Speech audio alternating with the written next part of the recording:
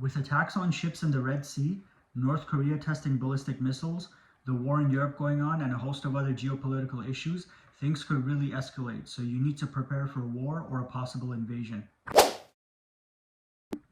First off, you need water in case your water supply gets cut off. So getting cases of water bottles is the easiest way, but I would also look into getting aqua bricks and 55-gallon water barrels. Aim to eventually build up a stockpile of 180 gallons of water, if possible. Keep a few water filters in case your water supply runs out and you need to go to a river or lake and filter that water to make it drinkable. For food, I recommend canned food, beans, rice, pasta, oatmeal, and other long-lasting foods.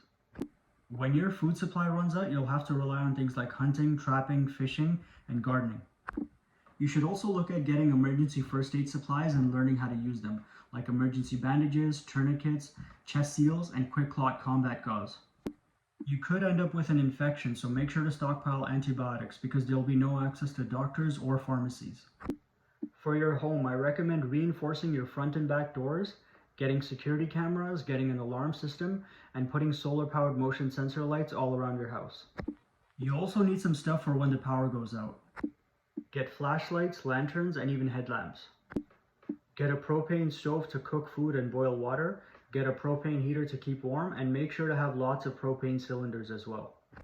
If you have a backyard, then make sure to stockpile lots of firewood so you can cook food and boil water.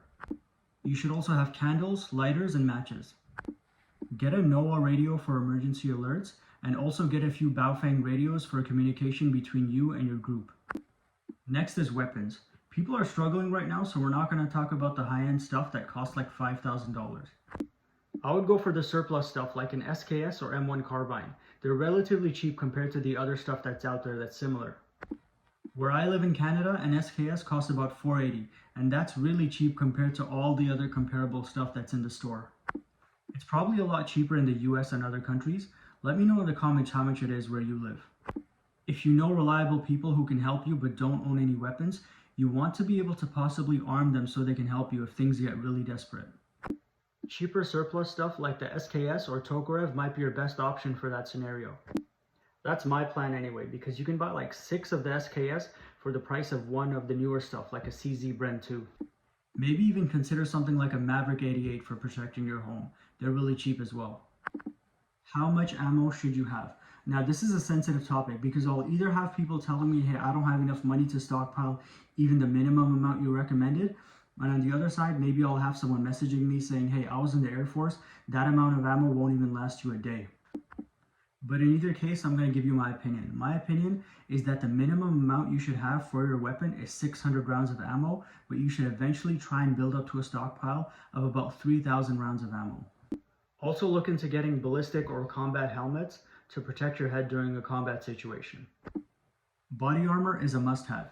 You could go for the level 3A vests, which are very common and lots of people are buying them, but for situations like the one we're talking about, you need a level 4 vest, which will protect from rounds commonly used by the military. If you didn't understand something or want more details on a specific topic, send me an email or send me a DM on any social media. If you're looking to stock up on any of the items I mentioned, they'll all be available in the link tree. If you found the video useful, make sure to like, follow, comment, and share.